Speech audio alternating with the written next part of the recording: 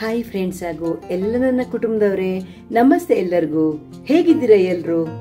ನಾನಂತೂ ಸೂಪರ್ ಆಗಿದ್ದೀನಿ.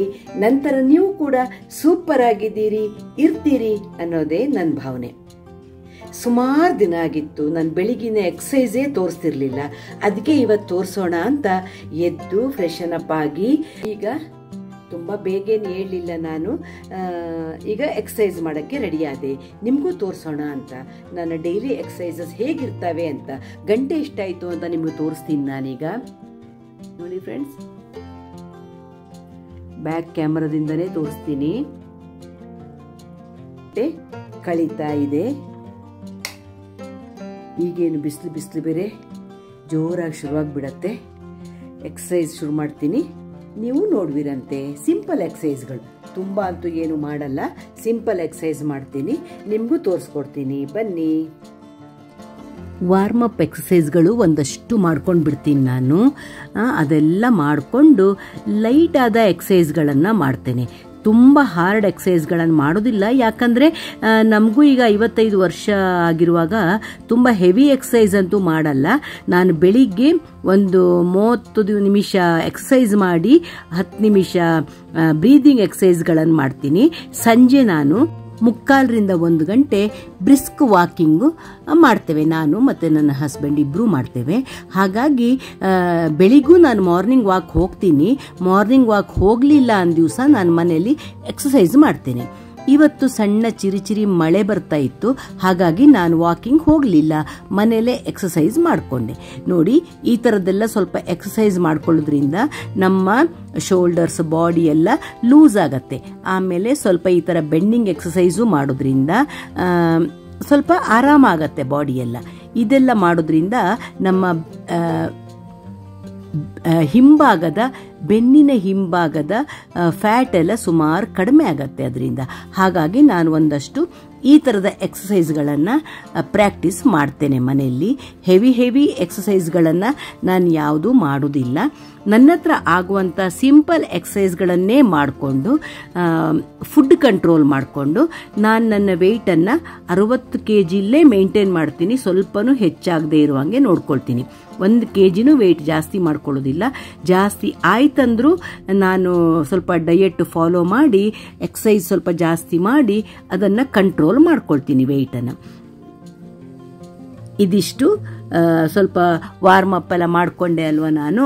ಆಮೇಲೆ ಈಗ ನಾನು ಮೊದಲಿಗೆ ಮಾಡ್ತೇನೆ, ಈ ಥರ ಬಗ್ಗಿ ನಮ್ಮ ಕಾಲು ಬೆರಳುಗಳನ್ನು ಮುಟ್ಟೋದ್ರಿಂದ ನಮ್ಮ ತೊಡೆ ಭಾಗನೂ ಸ್ಟ್ರಾಂಗ್ ಆಗತ್ತೆ, ನಮ್ಮ ಹೊಟ್ಟೆ ಬೊಜ್ಜು ಕರಗಕ್ಕೂ ಹೆಲ್ಪ್ ಆಗತ್ತೆ, ಮತ್ತು ಫ್ಲೆಕ್ಸಿಬಿಲಿಟಿ ಚೆನ್ನಾಗಿರುತ್ತೆ. ಬೆಂಡಿಂಗ್ ಪೊಸಿಷನ್ ಎಲ್ಲ ಬಾಡಿಗೆ ಚೆನ್ನಾಗಿ ಬರುತ್ತೆ. ಈ ಎಕ್ಸಸೈಸ್ ಅಂತೂ ಬಿಡಿ, ನಂದು ಫೇವರೇಟ್. ನಾನು ಎಷ್ಟು ಮಾಡ್ತೀನಿ ಲೆಕ್ಕ ಇಲ್ಲ. ನಾನು ಸ್ವಲ್ಪ ಅಷ್ಟೇ ನಿಮಗೆ ತೋರಿಸಿದ್ದೀನಿ, ಯಾಕಂದರೆ ಫುಲ್ ಮಾಡಿದ್ದನ್ನು ತೋರಿಸ್ತಾ ಕೂರಕ್ಕಾಗಲ್ಲ. ನಾನು 400-500ವರೆಗೂ ಈ ಸ್ಟ್ರೆಚ್ಚನ್ನು ಮಾಡಿಯೇ ಮಾಡ್ತೀನಿ. ಇದು ತುಂಬ ಬೆನಿಫಿಟ್ ಆಗುತ್ತೆ ಫ್ರೆಂಡ್ಸ್. ನನಗೆ ಮೇಯ್ನ್ ವೆಯ್ಟ್ ಲಾಸ್ ಆಗೋಕ್ಕೆ, ನಾನು ವೆಯ್ಟ್ ಕಮ್ಮಿ ಮಾಡ್ಕೊಂಡಿದ್ದೆ ಈ ಎಕ್ಸಸೈಸಿಂದ. ನನ್ನ ಫೇವರೇಟ್ ಎಕ್ಸಸೈಸು ಹೌದು. ತುಂಬ ನಮ್ಮ ಬಾಡಿದು ಸೈಡ್ ಭಾಗದ ಬೊಜ್ಜು ಎಲ್ಲನೂ ಕರಗಿಸುತ್ತೆ ಅದು. ಹಾಗೆಯೇ ಇದು ಅಷ್ಟೇ, ನಮ್ಮ ಕೈ ಸ್ಟ್ರೆಂತ್ ಮಾಡುತ್ತೆ, ಮತ್ತು ನಮ್ಮ ತೋಳಿನ ದಪ್ಪ ಎಲ್ಲ ಇದು ಸ್ವಲ್ಪ ಮಾಡೋದ್ರಿಂದ, ಎಕ್ಸಸೈಸ್ ಮಾಡೋದ್ರಿಂದ ಅದು ಕಮ್ಮಿ ಆಗುತ್ತೆ. ಮತ್ತು ತೋಳಿನ ಕೆಳಗಡೆ ಭಾಗದ ನಮ್ಮ ಫ್ಯಾಟು ಅದರಿಂದ ಸುಮಾರು ಕರಗತ್ತೆ. ಹೀಗಾಗಿ ನಾನು ಈ ಎಕ್ಸಸೈಸ್ಗಳನ್ನು ಯಾವಾಗಲೂ ಫಾಲೋ ಮಾಡ್ತಾ ಇರ್ತೇನೆ. ಹಾಗೆಯೇ ಸ್ವಲ್ಪ ಮಧ್ಯೆ ಚೇಂಜು ಮಾಡ್ಕೊಳ್ತಿರ್ತೇನೆ. ಒಂದೇ ಥರ ಮಾಡೋದ್ರಿಂದ ಬೋರ್ ಬರ್ತಿರತ್ತಲ್ವ, ನಮಗೂ ಬೋರ್ ಆಗತ್ತೆ. ಹಾಗಾಗಿ ಸ್ವಲ್ಪ ನಾನು ಚೇಂಜಸ್ಸು ಮಾಡ್ಕೊಳ್ತಾ ಇರ್ತೀನಿ. ನಿಮಗೆ ಯಾವುದು ಕಂಫರ್ಟೇಬಲೋ ಆ ಥರ ಸಿಂಪಲ್ ಎಕ್ಸಸೈಸ್ಗಳನ್ನು ದಿವಸಕ್ಕೆ ಅರ್ಧ ಗಂಟೆ ಆದರೂ ಮಾಡೋದ್ರಿಂದ ಇವು ಏನು ಮಾಡುತ್ತೆ ಅಂದರೆ, ನಾವು ಫಾಸ್ಟಾಗಿ ಮಾಡ್ತೀವಲ್ವ, ನಮ್ಮ ಹಾರ್ಟ್ ಬೀಟು ಹೆಚ್ಚು ಮಾಡುತ್ತೆ, ಒಳ್ಳೆ ಬೆವರು ಬರ್ಸತ್ತೆ. ಅದರಿಂದಾಗಿ ನಮ್ಮ ಬೊಜ್ಜು ಕರಗಕ್ಕೂ ಹೆಲ್ಪ್ ಮಾಡುತ್ತೆ. ನಿಮ್ಮ ಹತ್ರ ಎಷ್ಟು ಸಾಧ್ಯನೋ ಅಷ್ಟು ಮಾಡಿ ಅಷ್ಟೇ. ಅಷ್ಟು ಮಾಡೋದ್ರಿಂದ ಆರೋಗ್ಯಕ್ಕೂ ಒಳ್ಳೆಯದು, ವೆಯ್ಟು ಮೇಂಟೈನ್ ಮಾಡ್ಬೋದು. ಇದು ನಮ್ಮ ಹೊಟ್ಟೆಯ ಬೊಜ್ಜನ್ನು ಕಮ್ಮಿ ಮಾಡೋಕ್ಕೆ ತುಂಬ ಒಳ್ಳೆ ಎಕ್ಸಸೈಸು. ಇದನ್ನು ನಾನು ಸುಮಾರು ಮಾಡ್ತೇನೆ. ಬಟ್ ತೋರಿಸುವಾಗ ಎಲ್ಲನೂ ಅಷ್ಟೊತ್ತು ಮಾಡಿದೆ ಅಂತ ತೋರ್ಸೋಕ್ಕಾಗಲ್ವಲ್ಲ. ಚಿಕ್ಕ ಒಂದೊಂದು ಪೀಸನ್ನು ನಾನು ತೋರಿಸ್ತಾ ಹೋಗ್ತೀನಿ ಅಷ್ಟೇ. ಇದು ನನ್ನ ಫೇವರೆಟ್ ಎಕ್ಸಸೈಸು. ನಾನು ಇದನ್ನು ತುಂಬ ಮಾಡ್ತೀನಿ ಫ್ರೆಂಡ್ಸ್. ಇದರಿಂದ ನನ್ನ ಹೊಟ್ಟೆ ಭಾಗದ ಬೊಜ್ಜು ಕರಗಕ್ಕೂ ತುಂಬ ಹೆಲ್ಪ್ ಆಗತ್ತೆ. ಹಾಗಾಗಿ ಮಾಡ್ತೀನಿ. ಎಷ್ಟಂದ್ರೂ ನಾವೆಲ್ಲ ಲೇಡೀಸು ಡೆಲಿವರಿ ಆದಮೇಲೆ ತೀರಾ ಬೆನ್ನಿಗಂಟಿದ ಥರ ಹೊಟ್ಟೆ ಮಾಡ್ಕೊಳಕ್ಕಂತೂ ಆಗಲ್ಲ. ಆದರೂ ಎಕ್ಸ್ಟ್ರಾ ಫ್ಯಾಟನ್ನು ಕರಗಿಸ್ಕೊಳ್ಬೋದು. ಈ ಎಲ್ಲ ಎಕ್ಸಸೈಸ್ಗಳನ್ನು ಮಾಡಿ ಸ್ವಲ್ಪ ಡಯಟ್ ಫಾಲೋ ಮಾಡಿದರೆ ಖಂಡಿತಕ್ಕೂ ವೇಟ್ ಕಮ್ಮಿ ಮಾಡ್ಕೊಳ್ಬೋದು. ಇದು ಅಷ್ಟೇ ನಮ್ಮ ಕಾಲಿನ ಮಸಲ್ಸಿಗೂ ಒಳ್ಳೆಯದು, ಹಾಗೆ ಹೊಟ್ಟೆ ಕರಗಿಸೋಕ್ಕೂ ಒಳ್ಳೆ ಎಕ್ಸಸೈಸು. ಇದನ್ನು ಮಾಡ್ತೀನಿ ನಾನು. ಆಮೇಲೆ ಸ್ವಲ್ಪ ಕೂತ್ಕೊಂಡು ಎಕ್ಸಸೈಸ್ಗಳನ್ನು ಕೆಲವು ಮಾಡ್ತೀನಿ. ಆಮೇಲೆ ನಾನೊಂದಷ್ಟು ಬ್ರೀದಿಂಗ್ ಎಕ್ಸಸೈಸು ಮಾಡ್ತೇನೆ. ನೋಡಿ, ಈ ನಿಂತಲ್ಲೇ ನಿಂತ್ಕೊಂಡು ಫಾಸ್ಟ್ ರನ್ ಮಾಡ್ತೀವಲ್ಲ, ಇದು ಒಳ್ಳೆ ಎಕ್ಸಸೈಸು. ತುಂಬ ಬೆವರಿಸತ್ತೆ ನಮ್ಮ ಬಾಡಿನ. ಬಾಡಿ ಬೆವರಕ್ಕೆ ಇದು ತುಂಬ ಒಳ್ಳೆ ಎಕ್ಸಸೈಸು. ನಾನು ಫಸ್ಟು ಲಾಸ್ಟು ಎಲ್ಲ ಇದನ್ನು ಮತ್ತೆ ಮತ್ತೆ ಮಾಡ್ತಾ ಇರ್ತೀನಿ. ಎಷ್ಟಾಗತ್ತೋ ಅಷ್ಟೇ ಮಾಡಿ. ತುಂಬ ಶ್ರಮಪಟ್ಟು ಮಾಡೋಕ್ಕೆ ಹೋಗಬೇಡಿ. ನಿಮ್ಮ ಬಾಡಿ ಎಷ್ಟು ಎಕ್ಸಸೈಸ್ ಮಾಡೋಕ್ಕೆ ಒಪ್ಪತ್ತೋ ಅಷ್ಟು ಮಾಡಿ. ಅತಿಯಾಗಿ ಬಾಡಿಗೂ ಪ್ರೆಷರ್ ಹಾಕಬೇಡಿ, ಆದೀತಾ? ಹಾಗೆ ಹೀಗೆ ಕೂತ್ಕೊಂಡು ವಜ್ರಾಸನ ಥರ ಕೂತ್ಕೊಂಡು ಆ ಥರ ಒಂದ್ಸಲ ಕಾಲನ್ನು ಮೇಲೆ ಬರುವಾಗ ಮಾಡಿ ಈ ಥರ ಎಕ್ಸಸೈಸು ಮಾಡ್ತೀನಿ. ಆಮೇಲೆ ಕಾಲು ಮೇಲೆ ಬರೆಸದೆ ಕೆಳಗೆ ಇಟ್ಟು ಮಾಡುವಂಥ ಎಕ್ಸಸೈಸು ಆಮೇಲೆ ಪುನಃ ಮಾಡ್ತೀನಿ ನಾನು. ಇದು ಅಷ್ಟೇ ನಮ್ಮ ಫ್ಲೆಕ್ಸಿಬಿಲಿಟಿಗೂ ಒಳ್ಳೆಯದು. ಆಮೇಲೆ ನಮ್ಮ ಕುತ್ತಿಗೆ ಭಾಗದ್ದು, ಕೈದು, ರಟ್ಟೆ ಎಲ್ಲ ಫ್ಯಾಟ್ ಕರಗಿಸೋಕ್ಕೂ ತುಂಬ ಒಳ್ಳೆಯದು. ಕಾಲಿಗೂ ಒಳ್ಳೆ ಎಕ್ಸಸೈಸ್ ಕೊಡುತ್ತೆ ಇದು. ಹೀಗೆ ನಾನು ಒಂದಷ್ಟು ನನ್ನದೇ ಆದಂಥ ಕೆಲವು ಎಕ್ಸಸೈಸ್ಗಳನ್ನು ನೋಡ್ಕೊಂಡಿದ್ದೇನೆ. ನಾನು ಎಲ್ಲ ಯೋಗ ಕ್ಲಾಸ್ಗಳಿಗೆ ಹೋಗಿ ಯೋಗನೂ ಕಲ್ತಿದ್ದೀನಿ ಫ್ರೆಂಡ್ಸ್. ಬಟ್ ಯೋಗ ಮಾಡೋದ್ರಿಂದ ನಮ್ಮ ಮನಸ್ಸು ಕೂಲಾಗಿರುತ್ತೆ ಹೊರತು ವೆಯ್ಟ್ ಲಾಸ್ ಮಾಡ್ಕೊಳ್ಳೋಕ್ಕೆ ಅಷ್ಟು ಉಪಯೋಗ ಆಗೋದಿಲ್ಲ. ಹಾಗಾಗಿ ನಾನು ಈ ಥರ ಸ್ಟ್ರೆಚ್ ಮಾಡುವಂಥ ಎಕ್ಸಸೈಸ್ಗಳನ್ನೇ ಒಂದಷ್ಟು ಮಾಡೋದು. ಅದೇ ನನಗೆ ಬೆನಿಫಿಟ್ಟು ಆಗುತ್ತೆ. ನನಗೆ ಮತ್ತೆ ತುಂಬ ಬಾಡಿ ಲೂಸ್ ಆಗಿ ಇರೋಕ್ಕೂ ತುಂಬ ಹೆಲ್ಪ್ ಮಾಡುತ್ತೆ. ಹಾಗಾಗಿ ನಾನು ಅವುಗಳನ್ನೇ ಮಾಡ್ತೀನಿ. ನಿಮಗೆ ಯಾವ್ಯಾವ್ದು ಇಷ್ಟನೋ ಅದನ್ನು ನೀವು ಫಾಲೋ ಮಾಡಿ. ನಾನು ಒಂದಷ್ಟು ದಿನ ಎಕ್ಸಸೈಸ್ ಮಾಡ್ತೇನೆ. ವಾಕ್ ಅಂತೂ ನಾನು ತಪ್ಪಿಸೋದೇ ಇಲ್ಲ. ಖಂಡಿತಕ್ಕೂ ನಾನು ಸಂಜೆ 1 ಗಂಟೆ ವಾಕ್ ಮಾಡಿಯೇ ಮಾಡ್ತೀನಿ. ಬೆಳಿಗ್ಗೂ ಅಷ್ಟೇ 45 ಮಿನಿಟ್ಸ್ ವಾಕ್ ಮಾಡಿಯೇ ಮಾಡ್ತೀನಿ. ಮಧ್ಯ ಮಧ್ಯ ಎಕ್ಸಸೈಸ್ಗಳನ್ನು ಮಾಡ್ತಾ ಇರ್ತೀನಿ. ಈ ಥರ ನನ್ನ ರುಟೀನನ್ನು ನಾನು ಫಾಲೋ ಮಾಡ್ತೀನಿ. ನೀವು ಯಾವ ಥರ ಫಾಲೋ ಮಾಡ್ತೀರಿ? ಈ ಥರದ್ದೆಲ್ಲ ಎಕ್ಸಸೈಸ್ಗಳು ನಮ್ಮ ಒಂದಷ್ಟು ಮಾಡೋದ್ರಿಂದ ಬೆಳಿಗ್ಗೆ ಮನಸ್ಸು ತುಂಬ ಕೂಲಾಗೂ ಇರುತ್ತೆ, ಬಾಡಿನೂ ಫುಲ್ ಆ್ಯಕ್ಟಿವ್ ಆಗಿರುತ್ತೆ, ಸ್ಟ್ರೆಚ್ ಆಗಿರುತ್ತಲ್ಲ ಬಾಡಿ ಎಲ್ಲ, ಫುಲ್ ಒಂಥರ ಲೈವ್ಲಿನೆಸ್ ಇರುತ್ತೆ ಬಾಡಿಗೆ. ಇಲ್ಲ ಅಂದರೆ ಒಂಥರ ಜಡ ಹಿಡ್ದಂಗಿರ್ತೀವಿ ನಾವು. ಮಾಡಲಿಲ್ಲ ಅಂದ ದಿವಸ ಒಂಥರ ಏನೋ ಜಡ ಅನಿಸತ್ತೆ ಬಾಡಿ ಎಲ್ಲ. ಎಲ್ಲದಕ್ಕೂ ಅಯ್ಯೋ ಯಾವುದು ಬೇಡ ಅನ್ನೋ ಥರ ಆಲಸ್ಯ ಭಾವನೆ ಬರುತ್ತೆ. ಹಾಗಾಗಿ ನಾನಂತೂ ಒಂದು ದಿನನೂ ತಪ್ಪಿಸೋ ಅಭ್ಯಾಸ ಇಲ್ಲ. ವಾಕಿಂಗ್ ಅಂತೂ ದಿನ ನಾನು ಬೆಳಿಗ್ಗೆ ಸಂಜೆ ಮಾಡ್ತೀನಿ. ಎಕ್ಸಸೈಸ್ ಪ್ರತಿ ದಿನನೂ ಮಾಡ್ತೀನಿ ಅಂತ ಹೇಳೋಕ್ಕಾಗೋದಿಲ್ಲ. ಮಧ್ಯ ನಾನು ತಪ್ಪಿಸ್ತೀನಿ. ಯಾಕಂದರೆ ಬೆಳಿಗ್ಗೆ ಸಂಜೆ ವಾಕಿಂಗು ಮಾಡುವಾಗ ತುಂಬ ಎಕ್ಸಸೈಸ್ ಮಾಡೋಕ್ಕೆ ಕಷ್ಟ. ವಾಕಿಂಗ್ ಮಾಡದೇ ಇದ್ದ ದಿವಸ 30 ಮಿನಿಟ್ಸ್ 35 ಮಿನಿಟ್ಸ್ ಎಕ್ಸಸೈಸ್ ಮಾಡಿ ಒಂದು 10 ಮಿನಿಟ್ಸ್ ನಾನು ಬ್ರೀದಿಂಗ್ ಎಕ್ಸಸೈಸ್ಗಳನ್ನು ಮಾಡ್ತೇನೆ. ಇದು ನನ್ನ ರುಟೀನ್ ಫ್ರೆಂಡ್ಸ್. ಆಯಿತು, ಈಗ 1 ರೌಂಡ್ ಎಲ್ಲ ಮುಗಿಸ್ದೆ. ಈಗ ನಾನು ಕೂತ್ಕೊಂಡು ಒಂದು ಸ್ವಲ್ಪ ಪ್ರಾಣಾಯಾಮ ಮಾಡಿ, ಅನುಲೋಮ ವಿಲೋಮ ಪ್ರಾಣಾಯಾಮ ಮಾಡ್ತೀನಿ. ಹಾಗೆ ಸ್ವಲ್ಪ ಕಪಾಲಭಾತಿ ಮಾಡ್ತೀನಿ. ಅದಷ್ಟು ಮಾಡಿ ಆಮೇಲೆ ನಾನು ನಿಂತ್ಕೊಂಡು ಕುರ್ಚಿ ಹಿಡ್ಕೊಂಡು ನಮ್ಮ ಬೆರಳುಗಳ ಮೇಲೆ ಪ್ರೆಷರ್ ಹಾಕಿ ಹಿಮ್ಮಡಿ ಎತ್ತೋದು, ಹಿಮ್ಮಡಿ ಮೇಲೆ ಪ್ರೆಷರ್ ಹಾಕಿ ಬೆರಳುಗಳನ್ನು ಮೇಲೆ ಎತ್ತೋದು, ಆ ಎಕ್ಸಸೈಸ್ಗಳನ್ನು ಮಾಡ್ತೀನಿ. ಆವಾಗ ನಮ್ಮ ಪಾದ, ಅದು ಹೇಳ್ತಾರಲ್ಲ ಅಕ್ಯುಪ್ರೆಷರ್ ಪಾಯಿಂಟ್ಸ್ ಅಂತ, ಅದರಿಂದ ಪಾದನೂ ಒಂಥರ ಪಾದಕ್ಕೂ ಸ್ಟ್ರೆಂತ್ ಬರುತ್ತೆ ಮತ್ತು ಒಳ್ಳೆದಂತೆ ಅದು ಮಾಡೋದ್ರಿಂದ. ಹಾಗಾಗಿ ಅದನ್ನು ಮಾಡ್ತೀನಿ. ನೆಕ್ಸ್ಟ್ ಬರುತ್ತೆ. ಈಗ ನಾನು ಅನುಲೋಮ ವಿಲೋಮ ಪ್ರಾಣಾಯಾಮ ಮಾಡ್ತಾ ಇದ್ದೀನಿ. ಅದನ್ನು ಮಾಡಿಬಿಟ್ಟು ಒಂದಷ್ಟು ಕಪಾಲಭಾತಿ ಎಕ್ಸಸೈಸ್ಗಳನ್ನು ಕಪಾಲಭಾತಿ ಮಾಡ್ತೀನಿ ನಾನು. ಕಪಾಲಭಾತಿ ಮಾಡಿ ಆಮೇಲೆ ನಾನು ನಿಂತ್ಕೊಂಡು ಒಂದು ಎಕ್ಸಸೈಸ್ ಮಾಡಿ ನಿಮಗೆ ನೀವು ನೋಡುವಿರಂತೆ. ಯಾಕೆ ನಾನು ಮೊದಲೇ ಹೇಳಲಿ ಅಲ್ವಾ. ನೋಡಿ, ಇದೀಗ ಕಪಾಲಭಾತಿ ಮಾಡಿ ಅದು ಅಷ್ಟೇ ಒಂದು 200ರಿಂದ 300 ಕಪಾಲಭಾತಿ ನಾನು ಒಂದು ಸರ್ತಿಗೆ ಮಾಡಿಯೇ ಮಾಡ್ತೀನಿ. ಸ್ವಲ್ಪ ತೋರಿಸಿದೆ ಅಷ್ಟೇ, ಅಷ್ಟೊತ್ತು ತೋರ್ಸೋಕ್ಕಾಗಲ್ಲ. ಆಮೇಲೆ ಕೈ ಉಜ್ಜಿಕೊಂಡು ಭಸ್ತ್ರಿಕಾ ಪ್ರಾಣಾಯಾಮನೂ ಮಾಡ್ತೀನಿ ನಾನು, ಇವತ್ತು ಮಾಡಲಿಲ್ಲ ಅಷ್ಟೇ.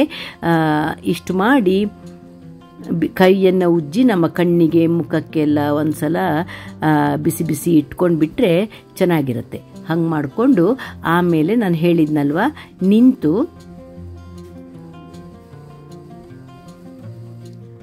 ನೋಡಿ, ನಿಂತುಬಿಟ್ಟು ಪಾದದ ಬೆರಳುಗಳು ಮತ್ತು ಹಿಮ್ಮಡಿ ಒಂದ್ಸಲ ಬೆರಳುಗಳ ಮೇಲೆ ನಿಲ್ಲೋದು, ಹಿಮ್ಮಡಿ ಮೇಲೆ ನಿಂತು ಬೆರಳುಗಳನ್ನು ಮೇಲೆ ಮಾಡೋದು, ಅದು ತುಂಬ ಒಳ್ಳೆಯದಂತೆ ಫ್ರೆಂಡ್ಸ್ ಬಾಡಿಗೆ.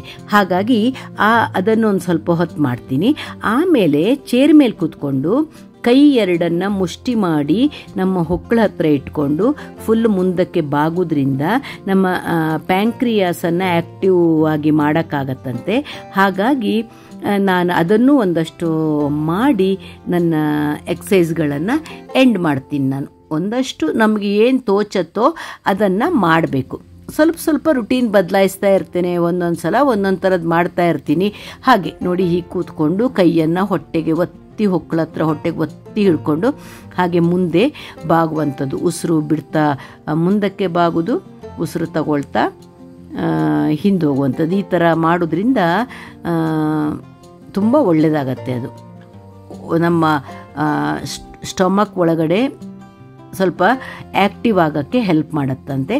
ಹಾಗಾಗಿ ನಾನು ಅದನ್ನು ಒಂದು ಸ್ವಲ್ಪ ಮಾಡ್ತೀನಿ. ಮಾಡಿಬಿಟ್ರೆ ಆಮೇಲೆ ಒಂದು ಸ್ವಲ್ಪ ಅದೇ ನಿಂತಲ್ಲೇ ರನ್ ಮಾಡ್ತೀನಲ್ಲ, ಅದು ಮಾಡಿ ಒಂದು ಸ್ವಲ್ಪ ಮೈ ಬೆವರತ್ತಲ್ಲ, ಮನೆ ಒಳಗೆ ಆಚೆ ಈಚೆ ಒಂದು ಸ್ವಲ್ಪ ಓಡಾಡಿ ನನ್ನ ಎಕ್ಸಸೈಸ್ಗಳ ರುಟೀನನ್ನು ಅಲ್ಲಿಗೆ ಎಂಡ್ ಮಾಡ್ತೀನಿ. ಅಲ್ಲಿಗೆ ಸುಮಾರು 45 ನಿಮಿಷ ಆಗತ್ತೆ. ನಂದು 35 ನಿಮಿಷ ಎಕ್ಸಸೈಸ್ ಆಗತ್ತೆ, 10 ನಿಮಿಷ ಪ್ರಾಣಾಯಾಮ ಮಾಡ್ತೀನಿ, ಒಂದು 45 ನಿಮಿಷದ ಎಕ್ಸಸೈಸ್ ರುಟೀನ್ ಆಗತ್ತೆ. ಎಷ್ಟಾಗತ್ತೋ ಅಷ್ಟು ಮಾಡಿ. ನೀವು ಅಷ್ಟೇ ಮಾಡಬೇಕು ಅಂತ ನಾನು ಹೇಳೋದಿಲ್ಲ, ನಿಮಗೆ ಎಷ್ಟು ಬೇಕೋ, ನಿಮ್ಮ ದೇಹಕ್ಕೆ ಎಷ್ಟು ಸಾಮರ್ಥ್ಯ ಇದೆಯೋ ಅಷ್ಟು ಮಾಡಿ, ಆಯಿತಾ. ನನ್ನ 55 ವಯಸ್ಸಿಗೆ ಇಷ್ಟು ಸಾಕು ಅಂತ ನಾನು ಇಷ್ಟು ಮಾಡ್ತೀನಿ. ಹೀಗೆ ಮಾಡಿ ಅಲ್ಲಿಗೆ ನನ್ನ ಎಕ್ಸಸೈಸನ್ನೆಲ್ಲ ಮುಗಿಸಿಬಿಟ್ಟು ಆಚೆ ಈಚೆ ಸ್ವಲ್ಪ ಓಡಾಡಿ ಎಂಡ್ ಮಾಡಿ ಬಿಡ್ತೀನಿ ಎಕ್ಸಸೈಸನ್ನು. ಇವಿಷ್ಟು ನನ್ನ ದಿನಚರಿ. ನೀವು ಏನು ಮಾಡ್ತೀರಿ? ಯಾವ್ಯಾವ ಥರದ ಎಕ್ಸಸೈಸ್ ಮಾಡ್ತೀರಿ? ಏನಾದರೂ ಒಂದು ವ್ಯಾಯಾಮ ದೇಹಕ್ಕೆ ಬೇಕಲ್ವಾ, ಹಾಗಾಗಿ ಒಂದಷ್ಟು ಮಾಡೋದು. ಆಮೇಲೆ ನಮ್ಮ ಫುಡ್ಡಲ್ಲಿ ಸ್ವಲ್ಪ ಲಿಮಿಟೇಷನ್ಸ್ ಇದ್ದರೆ ಏನೂ ತೊಂದರೆ ಆಗಲ್ಲ ಫ್ರೆಂಡ್ಸ್. ಆಮೇಲೆ ಅದೇ ಅತಿಯಾದರೆ ಅಮೃತವು ವಿಷ ಅಂತಾರಲ್ವ, ಹಾಗೆ ಒಂದು ಲಿಮಿಟಲ್ಲಿದ್ದರೆ ಎಲ್ಲವೂ ಚೆನ್ನಾಗಿರುತ್ತೆ. ನೋಡಿರಲ್ವ ಫ್ರೆಂಡ್ಸ್, ಬೆಳಿಗ್ಗೆ ನನ್ನ ಎಕ್ಸಸೈಸ್ಗಳನ್ನು ಮಾಡಿ ಮುಗಿಸ್ದೆ. 35 ಮಿನಿಟ್ಸ್ ಆಯಿತು. 35 ನಿಮಿಷ ಎಕ್ಸಸೈಸ್ ಮಾಡಿದೆ, ಸಾಕಿವತ್ತಿಗೆ. ಇಷ್ಟು ಮಾಡಿಬಿಟ್ರೆ ಇವತ್ತಿನ ನನ್ನ ಎಕ್ಸಸೈಸ್ ರುಟೀನ್ ಮುಗೀತು. ಇವತ್ತು ನನಗೆ ಮಾರ್ನಿಂಗ್ ವಾಕ್ ಹೋಗೋಕ್ಕಾಗಲಿಲ್ಲ, ಮನೆಯಲ್ಲೇ ಎಕ್ಸಸೈಸ್ ಮಾಡಿದೆ. ಇನ್ನು ನಾನು 1 ಗಂಟೆ ಸಂಜೆ ವಾಕಿಂಗ್ ಮಾಡ್ತೀನಿ. ಇಷ್ಟು ಮಾಡಿಬಿಟ್ರೆ ನಮ್ಮ ಬಾಡಿ ವೆಯ್ಟನ್ನು ನಾವು ಆರಾಮ್ಸೆ ಮೇಂಟೈನ್ ಮಾಡ್ಕೊಳ್ಬೋದು. ನಾನೀಗ 4 ವರ್ಷದಿಂದ ನನ್ನ ವೆಯ್ಟನ್ನು ಸೇಮ್ ಮೇಂಟೈನ್ ಮಾಡ್ಕೊಂಡಿದ್ದೀನಿ. ಪೌಡ್ರ್ ತಿನ್ನೋದು, ಪೌಡ್ರ್ ಕುಡಿಯೋದು, ಊಟ ಬಿಡೋದು, ಇದು ಯಾವ ಅವಶ್ಯಕತೆ ಇಲ್ಲ ಫ್ರೆಂಡ್ಸ್. ಯಾತಕ್ಕಂಥದ್ದಕ್ಕೆಲ್ಲ ಮರಳಾಗ್ತೀರಾ? ಏನೂ ಅವಶ್ಯಕತೆ ಇಲ್ಲ. ಮನೇಲಿ ಮಾಡ್ಕೊಂಡ ಫುಡ್ಡನ್ನು ಆರಾಮದಲ್ಲಿ ತಿನ್ನಿ. ಅಂದರೆ ಹೊಟ್ಟೆ ಬಿರಿಯುವಷ್ಟು ತಿನ್ನಬೇಡಿ, ಸ್ವಲ್ಪ ಲಿಮಿಟಲ್ಲೇ ತಿನ್ನಿ. ಎಲ್ಲ ಬೆಳಿಗ್ಗೆ 2 ಇಡ್ಲಿ ಅಥವಾ 2 ಚಿಕ್ಕದಾದರೆ 2 ದೋಸೆ ಈ ಥರ ತಿನ್ನಿ. ಮಧ್ಯಾಹ್ನ 1 ಚಪಾತಿ, ಇಷ್ಟು ಅನ್ನ, ಸಲಾಡ್, ಪಲ್ಯ ಚೆನ್ನಾಗೇ ತಿನ್ನಿ, ಏನೂ ತೊಂದರೆ ಇಲ್ಲ. ಸಕ್ಕರೆ ಹಾಕದೆ ಕಾಫಿ ಟೀ ಕುಡೀರಿ, ಏನೂ ತೊಂದರೆ ಇಲ್ಲ. ರಾತ್ರಿ ಮತ್ತು ಪುನಃ ಇಷ್ಟು 1 ಚಪಾತಿ, ಇಷ್ಟು ಸಲಾಡು ಆರಾಮದಲ್ಲಿ ತಿನ್ನಿ. ಇಲ್ಲ ಇಷ್ಟು ರೈಸು, ಪಲ್ಯ, ಕರಡು ಮತ್ತು ಸಲಾಡ್ ಒಂದಷ್ಟು ತಿಂದುಬಿಟ್ರೆ ನಿಮಗೆ ಯಾವ ಪ್ರಾಬ್ಲಮ್ಮೂ ಆಗೋದಿಲ್ಲ. ಮಧ್ಯೆ ಒಂದೊಂದು ದಿವಸ ಚೀಟ್ ಮೀಲ್ ಮಾಡಿದ್ರು ನಡೆಯುತ್ತೆ. ನಾನು ತುಂಬ ಅಂತ ಹೇಳೋದಿಲ್ಲ, 15 ದಿವಸಕ್ಕೊಂದ್ಸಲ ಹೋಟೆಲಿಗೆ ಹೋಗ್ತೀವಿ, ಹೊರಗಡೆ ಹೋಗ್ತೀವಿ, ಆವಾಗ ಒಂದು ದಿವಸ ತಿಂದರೆ ಏನಾಗೋದಿಲ್ಲ. ಮುಂದಿನ ದಿನಗಳಲ್ಲಿ ಡಯಟನ್ನು ಮೇಂಟೈನ್ ಮಾಡ್ಕೊಳ್ಳಿ. ಏನು ಸಣ್ಣ ಆಗೋ ಪೌಡ್ರ್ ಅಂತೆ, ದಪ್ಪ ಆಗೋ ಪೌಡ್ರ್ ಅಂತೆ, ನೀರಿಗೆ ಹಾಕ್ಕೊಂಡು ಕುಡಿದ್ರಾಯ್ತಂತೆ, ಮಿಕ್ಸ್ ಮಾಡ್ಕೊಂಡು ಗಂಜಿ ಥರ ಮಾಡ್ಕೊಂಡು ಕುಡಿದ್ರಾಯ್ತಂತೆ. ಯಾಕೆ ಬೇಕು? ನಮ್ಮ ರುಚಿ ಆಹಾರವನ್ನು ಬಿಟ್ಕೊಂಡು ಅದನ್ನು ತಿನ್ನೋ ಅವಶ್ಯಕತೆ ಖಂಡಿತಕ್ಕೂ ಇಲ್ಲ. ನಾನು 4 ವರ್ಷದಿಂದ ನನ್ನ ವೆಯ್ಟನ್ನು ಮೇಂಟೈನ್ ಮಾಡ್ಕೊಳ್ತಾ ಇದ್ದೀನಿ. ಹಾಗೆ ಮಾಡಿ, ನೀವು ನಂತರನೇ ಫಾಲೋ ಮಾಡಿ ಅಂತ ಹೇಳ್ತಾ ಇವತ್ತಿನ ನನ್ನ ಎಕ್ಸಸೈಸ್ ರುಟೀನನ್ನು ಮುಗಿಸ್ತಾ ಇದ್ದೇನೆ. 6:40 ಆಯಿತು. ಇನ್ನು ನಾನು ಒಂದೊಂದೇ ನನ್ನ ಬೆಳಗಿನ ತಿಂಡಿ ಎಲ್ಲ ಮಾಡೋಕ್ಕೆ ಅಡುಗೆ ಮನೆ ಹೊರಡ್ತೀನಿ. ಯಜಮಾನರನ್ನು ಎಬ್ಸ್ತೀನಿ, ಒಂದೊಂದೇ ಕೆಲಸ ಶುರು ಮಾಡ್ತೀನಿ. ಸಿಗೋಣ ಇನ್ನೊಂದು ಬ್ಲಾಗಲ್ಲಿ. ಒಳ್ಳೊಳ್ಳೆ ವಿಡಿಯೋಗಳ ಜೊತೆ ನಾನು ನಿಮ್ಮ ಜೊತೆ ಬರ್ತಾ ಇರ್ತೀನಿ. ಶ್ಯಾಮಲಾ ಬ್ಲಾಗ್ಸ್ ಇಷ್ಟ ಆಯಿತು ಅಂದರೆ ಒಂದು ಲೈಕ್ ಮಾಡಿ, ಶೇರ್ ಮಾಡಿ, ಸಬ್ಸ್ಕ್ರೈಬ್ ಮಾಡಿ. ಸಿಗ್ತಾ ಇರೋಣ. ಬಾಯ್ ಎಲ್ಲರಿಗೂ. ನಮಸ್ತೆ.